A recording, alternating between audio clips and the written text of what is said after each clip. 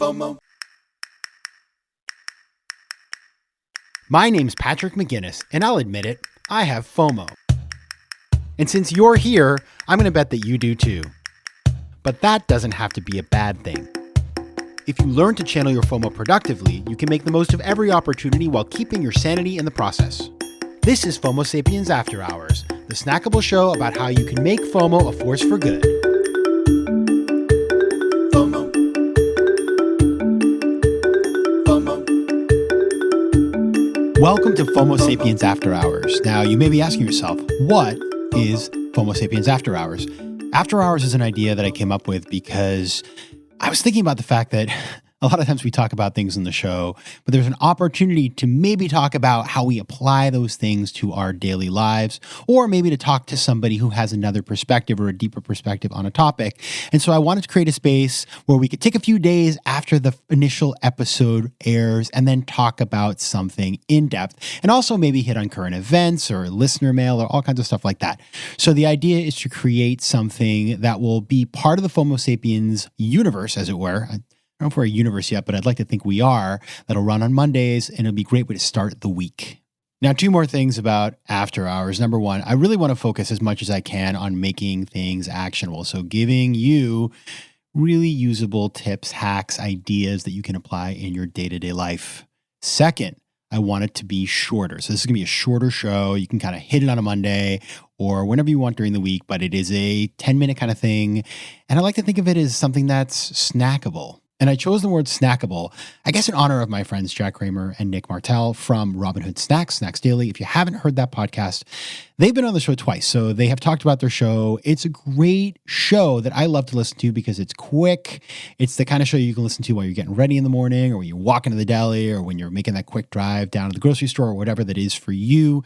And so I just like the idea of having this kind of quick hit to start the week where we talk about something practical, something you can bring into your own life, all of the kinds of things that we always talk about on FOMO Sapiens. And you might be remembering, you might be thinking to yourself, well, Patrick, we already do that on the FOMO moment of the show. And we have done that. And the FOMO moment of the show, by the way, for those of you who are newer listeners, once upon a time, a long time ago, there was no FOMO moment of the show. When FOMO Sapiens started, it was actually recorded in a studio with video. You can find this on YouTube. And it was just there was no editing. So I had to record everything. And if we screwed up, we just kept going. And then at the end, the show ended. And then my friend Irina Babushkina, who has the best name on the planet, came up with the idea of the FOMO moment of the show as a place to discuss current events or listener mail or anything like that. And so I created that segment. It's been fantastic over the last couple of years, but more and more I've been asking myself, can I make the interviews a little bit more in depth and then do something else? Get rid of the FOMO moment of the show and maybe put it somewhere else. So we are going to get rid of the FOMO moment of the show. That is gone. We're moving it to Mondays, that kind of discussion in After Hours, if you're following me. And that's what we're going to do going forward. And so just like with the FOMO moment of the show, I want to ask you for a favor. If there's a topic you want to discuss, if you have a question, write to me. We can discuss these things here. It's really important that I get your feedback so we can make the show something that you truly love and that it is valuable to you. If I'm not giving you something that is going to make your day better, make your life better, give you a fresh idea, then I'm failing, I'm wasting my time. And so I want your help to make sure that I do that. And that is why in this very inaugural After Hours, I want to talk about the fact that we have entered January 2021. It's January 4th. Now, yesterday was actually my birthday, so happy birthday to me. And we just went by another date that I love, which is January 2nd, the day that I start a new habit every year.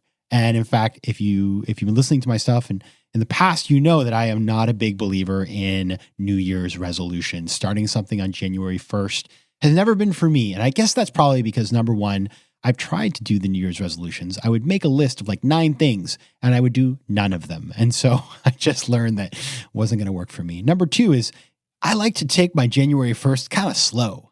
And so I do want to think about the new year as a time of starting anew, maybe a little refresh on something. But I like to start on the 2nd. Obviously, January 2nd has gone by. This is the 4th. So 4th is good too. Doesn't really matter. Here's how I think about creating a new habit or doing something new in the new year. Number 1, focus on a big idea you want to achieve. Of course, lots of people start with the list of the thing to stop or start. I'm going to start working out every day. I'm going to stop smoking. I'm going to stop drinking. I'm going to start cooking green things. Those are great. But really, it's serving some bigger purpose. And so I would start with a bigger purpose in mind. What is the thing? What is the theme? What is the thing you want to achieve this year?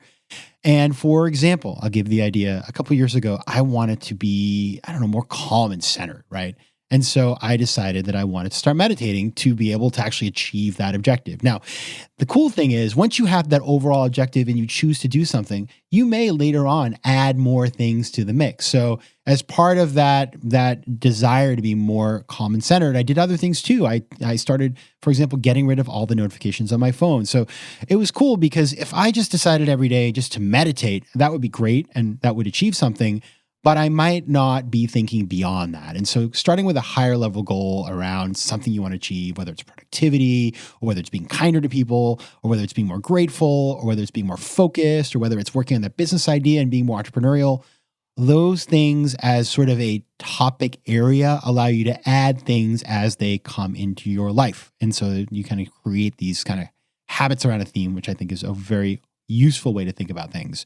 And the beauty of that is if you sort of don't necessarily achieve that first thing you thought of, but you have other things that you do achieve, not all is lost. You still made progress towards that overall goal. So that's number one.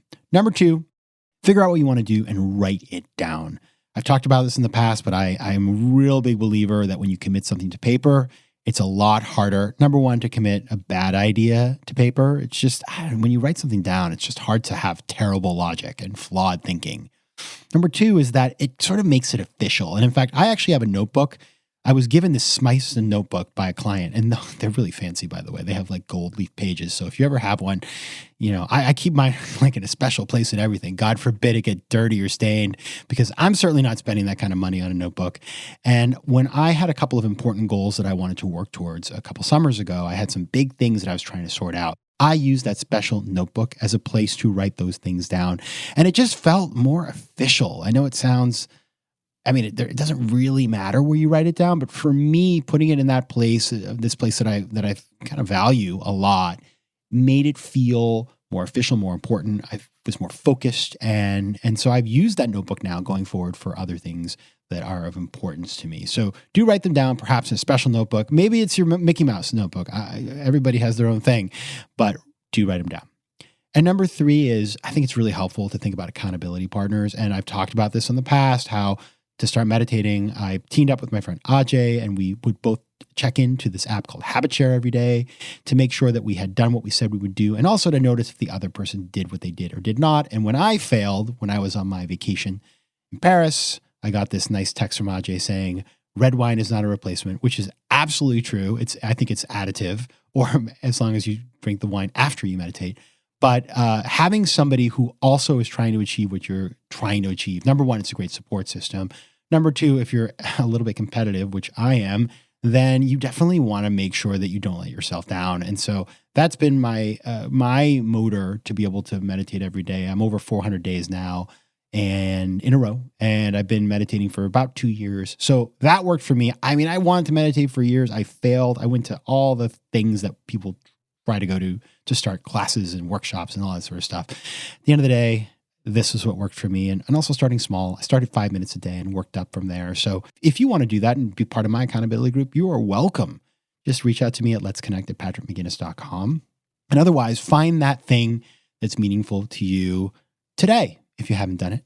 And just remember, to recap, you want to focus on big ideas, figure out what you do and then write it down, and then get some accountability. Find somebody who's going to support you and that you are going to support. All right, everybody, FOMO Sapiens, big year 2021. Hopefully, many good things ahead. So happy New Year's and see you soon. FOMO. Want more of FOMO Sapiens and After Hours? Head over to FOMOSapiens.com where you can listen to past episodes, learn more about the show, and find out how to advertise. You can also connect with me on Instagram at Patrick J. McGinnis and on Twitter at PJ McGinnis.